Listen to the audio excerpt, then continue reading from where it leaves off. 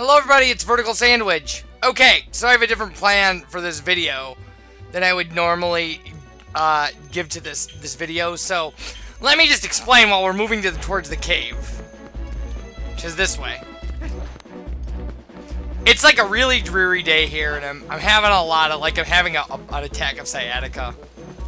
And I'm just in kind of a crappy mood. So I want to tell a story. So here's the cave. We go in. Now, here's the deal. I want to tell this story. And this story is not a usual, Let's Play story. It's just a thing that's been on my mind I haven't thought about in, a decade. And it's a story about back when I used to drink. And there's nothing funny about this story. It's just like a dreary, garbagey story. And it's been on my mind. And it's a PG-13 story. I'm just gonna tell it.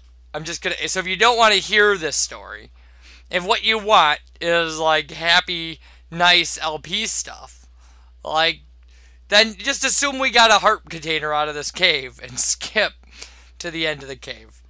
I'm not in a horrible mood, frankly. I'm just kind of, mulling this thing over in my head.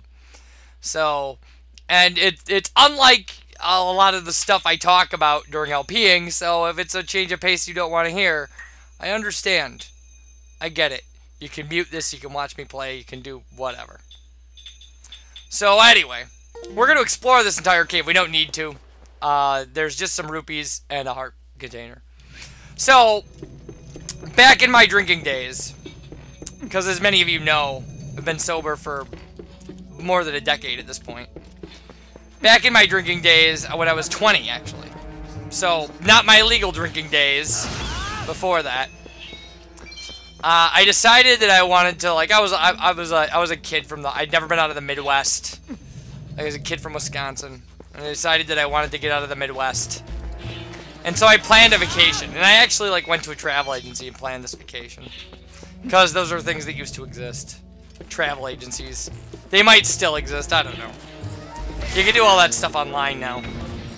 So anyway, and what I did was I planned a vacation to go to New Orleans for New Year's of 2000. I was just going to be there for 3 days or something. I just wanted to be there for the party. You know, it was already clear to anybody who was paying attention that I had a drinking problem. But, so I went. So I booked a flight and I went to New Orleans.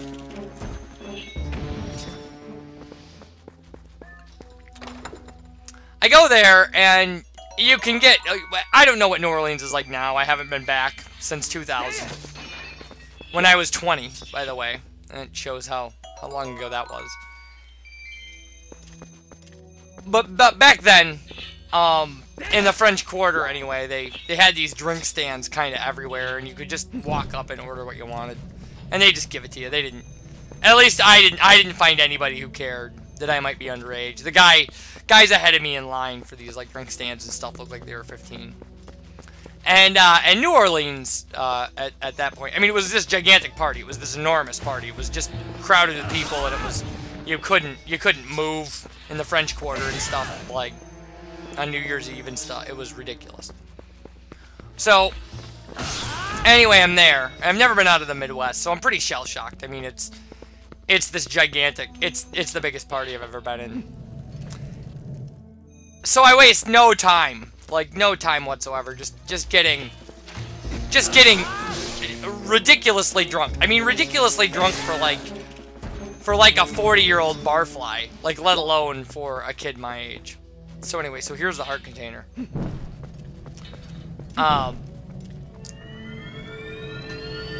Just loaded. I mean, I'm just slammed. And so as this party starts gearing up, because it's New Year's Eve, right? So people are crowding out into the streets and stuff for this party. I end up, and I am so wasted that I don't even know what my name is anymore. I end up stumbling into this place, right? And it's like this old, Okay, so this thing is a Poe, by the way, in case you care. It's a ghost. We've got to be in wolf form to see it, but it can beat us up. We can't do anything with it, so we got to get away from it. So anyway, I stumble into this place, and it's a strip club.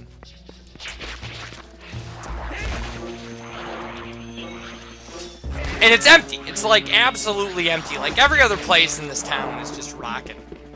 You know, there's people everywhere. There's people all over. I mean, just you can't walk 3 steps without running into 8 people. I mean, it's just ridiculous.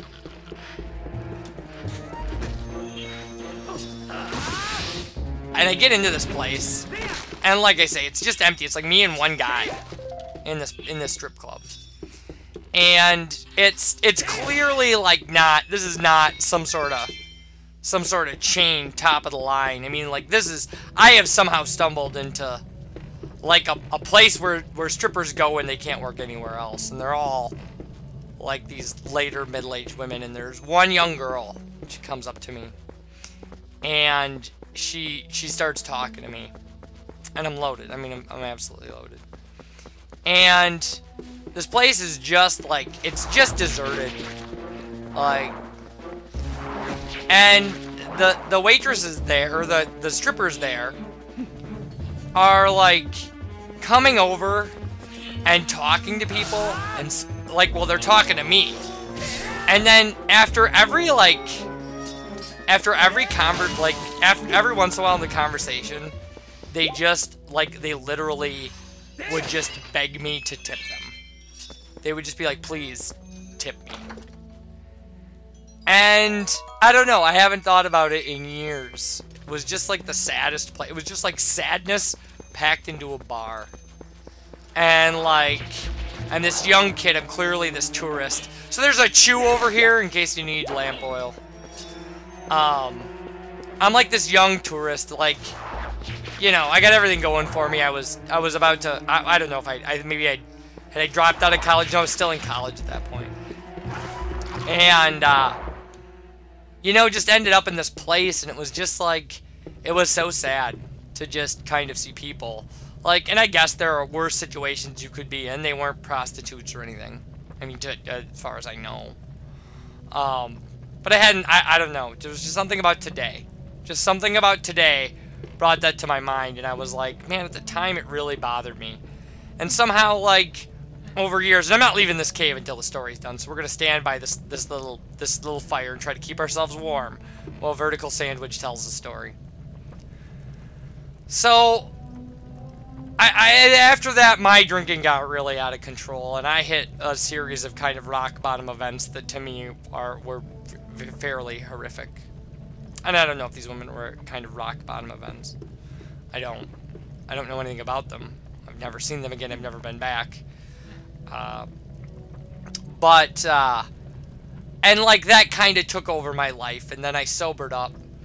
And now I'm at a point where kind of like my life is pretty stable and it's okay. And I hadn't thought about it since then. I mean, kind of the horror of my own life obliterated this memory that this event that had really kind of just saddened me at the time. And now, I don't know, you know, there's no commentary for me to make about this. I can't say, and so the moral of the story is, or the punchline is, there's no punchline. There's no moral. It's just, sometimes life is sad. And, like, I don't know. You know what? Maybe those women, like, were exactly where they wanted or needed to be. Like, I don't know how you feel about the universe and the way it treats people, or the way people find their place in it. And it's none of my business. But to me, I don't know. It just was a very dark kind of thing. That, like, and maybe I can't express it in the way, but, like, I don't know. There was just something about this 20-year-old kid who just kind of wandered off the street, and them just being like, you know, please. Like, please. I don't know. Anyway, like, my life is full of good memories. This isn't some sort of crazy goodbye video or anything like that. It's just a thing that was sticking in my craw today. And so, I decided to just kind of talk about it. I don't know, like, I don't know what to say. Maybe when I come back, because I think we'll probably make this a short video, and then just clip it to, you know, so you can skip the whole video. So maybe when I come back, I will have a happy travel story, and we can, you know, play this game together and be happy and stuff. Because I'm not in a horribly maudlin mood.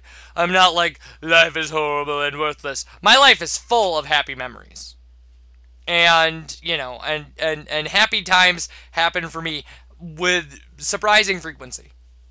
I have no complaints. I have complaints, but they're minor complaints or pointless complaints. I just, for some reason, just every once in a while, like a travel story pops onto this channel, and I've done a lot of traveling. For some reason, I hadn't thought about that in, like, seriously the better part of a decade. So I just thought I would share it here, and you can take it for what it's worth. And if I ruined your day, I'm sorry. You guys take care. Thanks for listening. Bye, everybody.